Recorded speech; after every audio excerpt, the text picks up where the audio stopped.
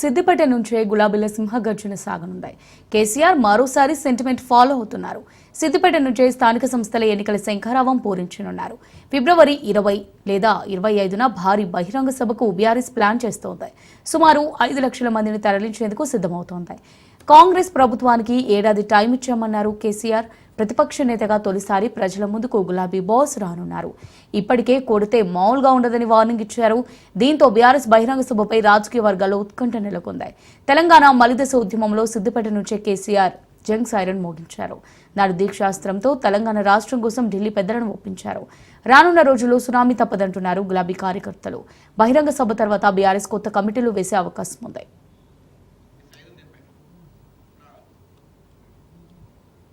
రైట్గా దీనికి సంబంధించి మరిన్ని డీటెయిల్స్ మా రిపోర్టర్ సైదులు అందిస్తారు. సైదులు. ఎస్ అమూల్య, మరోసారి కేసీఆర్ సెంటిమెంట్ ఫాలో అవుతున్నారు. తనకి ఇష్టమైనటువంటి సిద్దిపేట నియోజకవర్గం నుంచి మరోసారి స్థానిక సంస్థల ఎన్నికల శంఖారావాన్ని కేసీఆర్ పూరించనున్నారు. అయితే ఈ నెల 20న లేదా 25న భారీ బహిరంగ సభకు బీఆర్ఎస్ పార్టీ ప్లాన్ చేసింది. ఇప్పటికే కేసీఆర్ కూడా మొన్న జరిగినటువంటి జహీరాబాద్ ముఖ్య నేతల సమావేశంలో ఆయన కూడా చెప్పడం జరిగింది. ఫిబ్రవరి చివరి వారంలో ఖచ్చితంగా భారీ బహిరంగ సభ ఏర్పాటు చేద్దామని చెప్పేసి కూడా సంకేతాలు ఇచ్చారు. దాని నేపథ్యంలోనే సిద్దిపేట నుంచి పెడితే బాగుంటుందని, సిద్దిపేట ఒక సెంటిమెంట్ అని, దానిలో భాగంగా స్థానిక సంస్థల ఎన్నికల్లో కూడా సత్తా చాటేందుకు సిద్దిపేట నుంచి భారీ బహిరంగ సభ ఏర్పాటు చేస్తే చాలా బాగుంటుందని చెప్పేసి కూడా పార్టీ ఒక నిర్ణయానికి వచ్చింది. దానిలో భాగంగా సిద్దిపేటలో భారీ బహిరంగ సభకు బీఆర్ఎస్ పార్టీ ప్లాన్ చేసింది. అదే తేదీ మాత్రం క్లారిటీ రాలేదు, కానీ 20 లేదా 25న ఉంటుందని చెప్పేసి కూడా మనకి విశ్వసనీయ సమాచారం. సో ఏదేమైనా సరే వాస్తవంగా ఈ సభకు మాత్రం దాదాపుగా 5 లక్షలకి మంది పైగా కూడా తరలించేందుకు బీఆర్ఎస్ పార్టీ సిద్ధమవుతుంది. ఇప్పటికే దాదాపుగా అన్ని నియోజకవర్గాల వారికి కూడా దాదాపు ఇప్పుడు నేతలందరూ కూడా అదే పనిలో నిమగ్నమే ఉన్నారు. అంటే ముఖ్యంగా కార్యకర్తలని, అదేవిధంగా అందరినీ కూడా బీఆర్ఎస్ పార్టీ శ్రేణులందరినీ కూడా ఈ యొక్క సమావేశం ఉద్దేశించి ఆల్రెడీ చెప్తూ వస్తున్నారు. ఇప్పుడు ఆల్రెడీ దాదాపుగా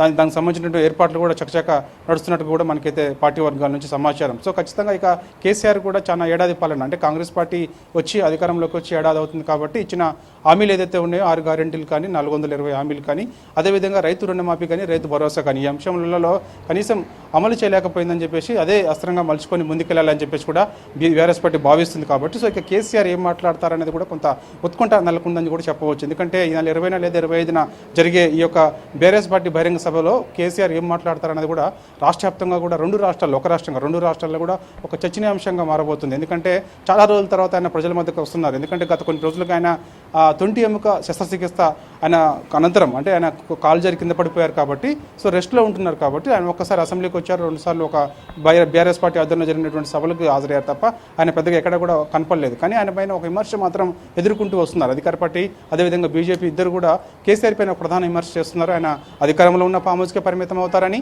అధికారం కోల్పోయినా కూడా ఫామ్ హౌస్కే పరిమితం అవుతారని చెప్పేసి కూడా కేసీఆర్ పైన ఒక పెద్ద విమర్శ ఉన్నది. సో దాన్ని చెక్ పెట్టేందుకు కేసీఆర్ కూడా సిద్ధమవుతున్నారని కూడా మనం చెప్పవచ్చు. ఖచ్చితంగా ప్రజల్లోనే ఉండాలి, ప్రజాక్షేత్రంలోనే ఖచ్చితంగా అధికార పార్టీని నిలదీయాలని చెప్పేసి కూడా కేసీఆర్ భావిస్తున్నారు. కాబట్టి సో ఖచ్చితంగా ఆ భారీ బహిరంగ సభలోనే కేసీఆర్ ఏం మాట్లాడతారనేది కూడా కొంత ఆసక్తిగా మారిందని చెప్పవచ్చు. ఇప్పటికే పెద్ద ఎత్తున బీఆర్ఎస్ పార్టీ శ్రేణులందరినీ కూడా తరలించేందుకు కూడా బీఆర్ఎస్ పార్టీ నాయకులు సన్నద్ధమవుతున్నారు. ఇక కేసీఆర్ అదేవిధంగా ముఖ్యంగా రైతు రుణమాఫీ అంశం ఏదైతే ఉందో, రైతు రుణమాఫీ దాదాపుగా 31,000 కోట్ల రూపాయలు, అంటే దేశంలో ఏ రాష్ట్రం చేయని విధంగా తెలంగాణ రాష్ట్రంలో చేశామని చెప్పేసి అధికార కాంగ్రెస్ పార్టీ చెబుతుంది. కానీ ఎక్కడ కూడా రైతు రుణమాఫీ జరగలేదు, 18,000 కోట్ల రూపాయలు కూడా చేయలేదని చెప్పేసి కూడా బీఆర్ఎస్ పార్టీ ప్రధానంగా ఆరోపిస్తుంది. ఈ అంశాన్ని ఖచ్చితంగా అదే వేదిక పైన కేసీఆర్ కూడా చెప్పే అవకాశం కనిపిస్తుంది. అదేవిధంగా రైతు భరోసా కూడా ఆనాడు ఎన్నికల సమయంలో 15,000 రూపాయలు ఇస్తామని చెప్పేసి అన్నారు ఎకరానికి. సో మాట మార్చారు, 12,000 ఇస్తామని చెప్పేసి అంటున్నారు. కాబట్టి సో ఈ అంశాన్ని కూడా ఖచ్చితంగా కేసీఆర్ కూడా బహిరంగ సభ ద్వారా ప్రజలను ఉద్దేశించి ఆయన మాట్లాడే అవకాశం అయితే కనిపిస్తుంది. ఇక స్థానిక సంస్థల ఎన్నికల విషయానికి వస్తే మాత్రం ఖచ్చితంగా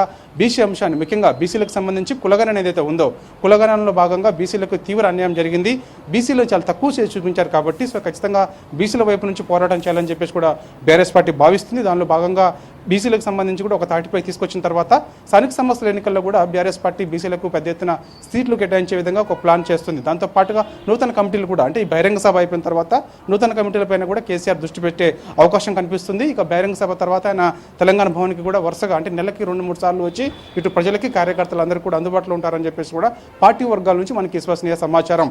ఇక దాంతో పాటుగా ఖచ్చితంగా ఇక రానున్న రోజులలో ఇప్పటికే కేటీఆర్ కూడా రైతు మహాధరణ పేర్లతోటి అన్ని నియోజకవర్గాల్లో కూడా రైతు మహాధరణ నిరసన వినూత్న కార్యక్రమాలు చేపట్టాలని చెప్పేసి కూడా భావిస్తున్నారు కాబట్టి సో ఏదేమైనా సరే ఒకటి బీసీ అంశము, బీసీలు జరిగినటువంటి అన్యాయం, అదేవిధంగా రైతు రుణమాఫీ, రైతు భరోసా వీటన్నిటిని అస్త్రంగా మలుచుకొని స్థానిక సంస్థల ఎన్నికల్లో సత్తా చాటేందుకు ఈ నెల 20న సిద్దిపేటలో నిర్వహించే భారీ బహిరంగ సభకు బీఆర్ఎస్ పార్టీ ప్లాన్ చేసింది. అమూల్య.